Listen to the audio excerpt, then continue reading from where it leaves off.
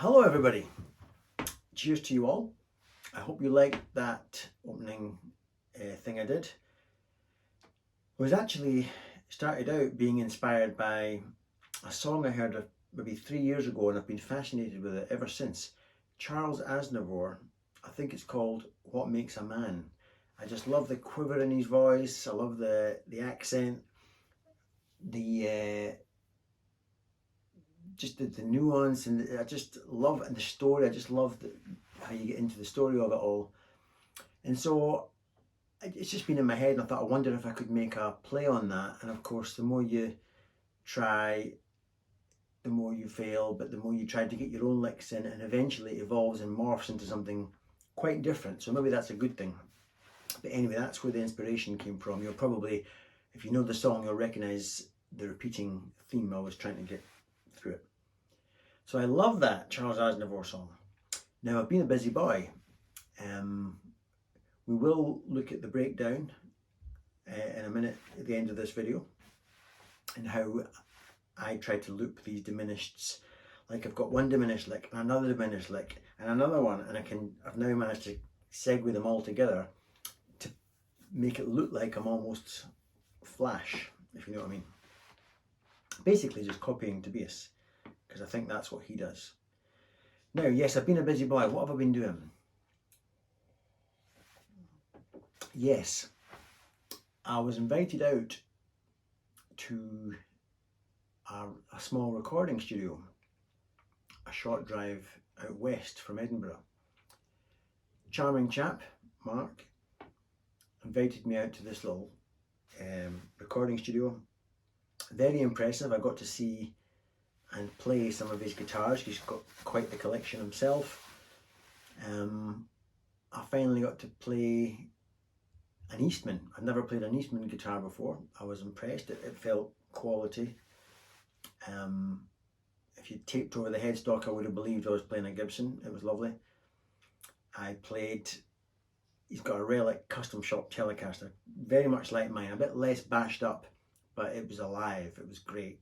In fact, that's the guitar I bonded with the most, because I bond very easily with Telecasters, and so I really enjoyed playing his Tele. His Eastman, I played a couple of Les Pauls that he's got, a Strat. But the guitar I bonded with maybe the most, apart from the Telecaster, was, there's a guy in France makes guitars called Loic Le Pape. I'll put the name on screen.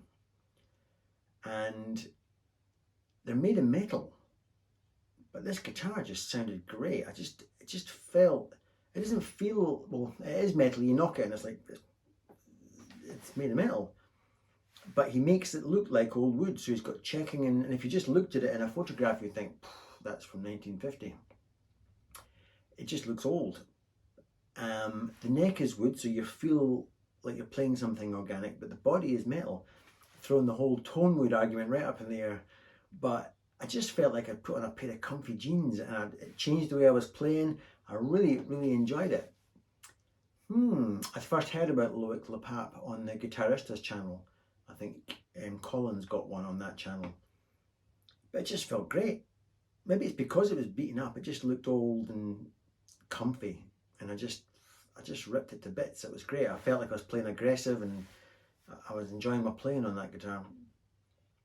So I've been a busy wee boy.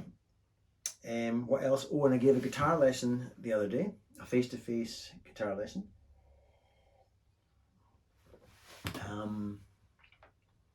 Before I tell you about that, it's been a lovely day today actually in Edinburgh. Blue sky, sunshine all day, almost warm enough to take your coat off and your scarf and your thermals. It's been lovely. Sat in the garden and got some vitamin D. Yes, I was playing guitar with a chap who came up from down south who wanted a face-to-face guitar lesson. I think he's up on a week's holiday, and he's managed to wangle a few hours free to come out and see me. He's obsessed, just like me, with Tobias Hoffman and wanted to see if I could show him any sort of stuff. So we looked at these diminished loops to show him how he could maybe cram them into his playing. Hopefully he got something out of it. Good player actually, I enjoyed listening to him as well.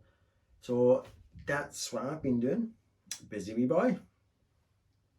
Right, these diminished loops then. Let's have a look at what I was doing in this little piece.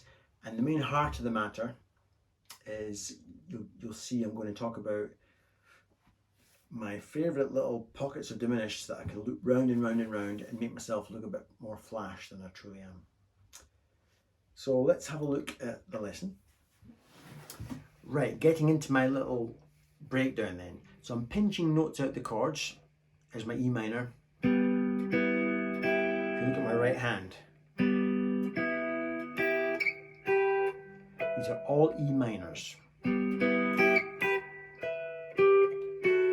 Then I'm going to kind of a D chord, but I'm letting the open E string ring out. Then I'm pinching notes out the 5 chord, the B7. And adding a little bit of spice on top of that E string. Same again. And then just walking up the 5 chord.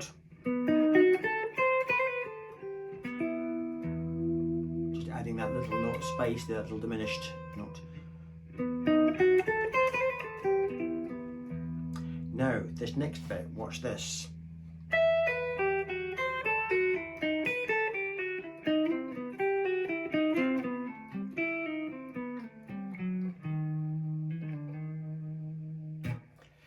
So I'm clearly spelling out,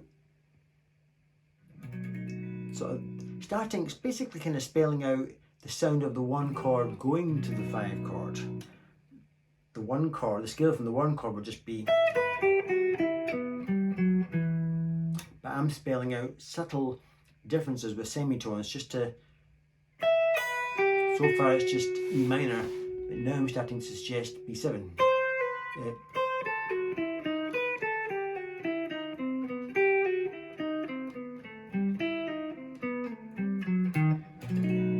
Just kind of going from a high point to a low point, then going back up, not quite to the start, but to then go to a lower point than before, then back up to not quite the start and back to an even lower point. Kind of, I don't know, just looping it around. slow that down if you want to learn that. But now that I'm on the 5, here's the heart of the matter, the diminished. I'm now going to connect different little pockets of diminished runs. And by pockets, I mean the places that I can play diminished runs fast. So my favourite pocket is this, followed very much closely to this.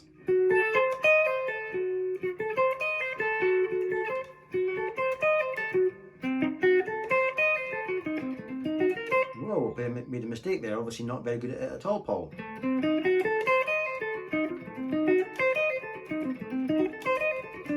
Whoa, again another mistake. So I'm not that good at it. But I'm connecting that pocket to that pocket.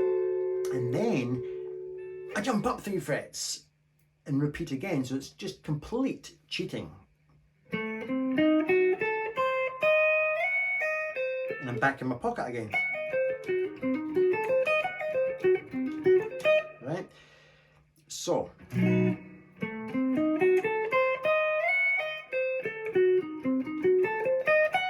Then I took up a semitone. So the whole lick, if you wanted to learn it slowed down, is this.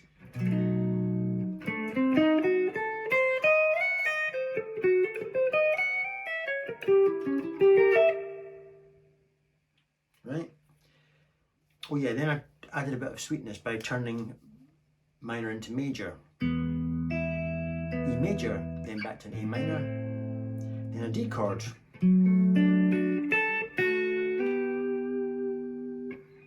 Back to E minor, E minor, with a bit on the top. Then an A minor with an F sharp bass to a B7. Back to an E minor. I've actually added the 2 note there.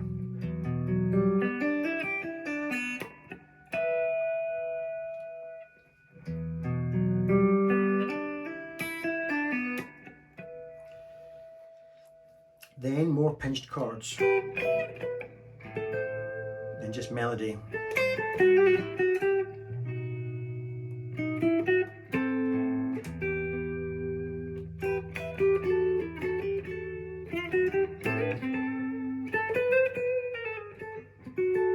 love that chord.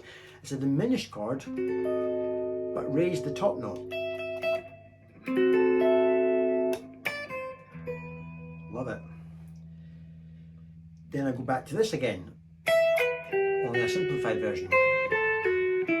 And when I get to here, rather than going back and looping back and forward like I did before, that's where I get into my diminished loops again. Watch this. I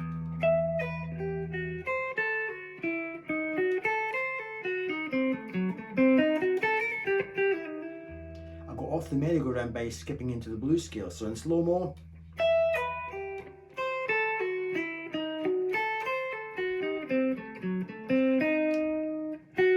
that's about where it ends for diminished. I just thought, oh, I'm in one of my boxes for blues. It's actually no, I won't elaborate, but that's where I am. Then I did a little augmented.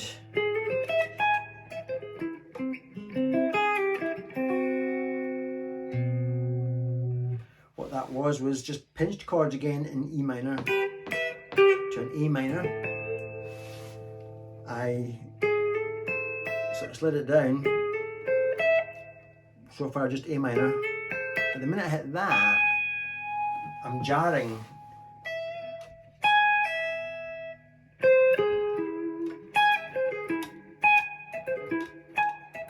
Note for note. Spelling out that chord there. Or playing it like that. Augmented. I don't know what augmented, what you would call it. You take it from that note, which should be C augmented. I have no idea. So, and I kept the party going, because just like diminished is 3 frets separation, augmented is 4 fret separation. So that's the same chord as that, which is the same chord as that, and so on and so on. So I just took advantage of that by going, God, I wish I was a better guitar player. Fucking hell. Right, I should be sacked now.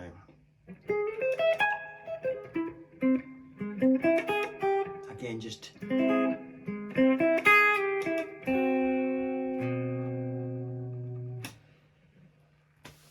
didn't explain that very clearly at all, did I?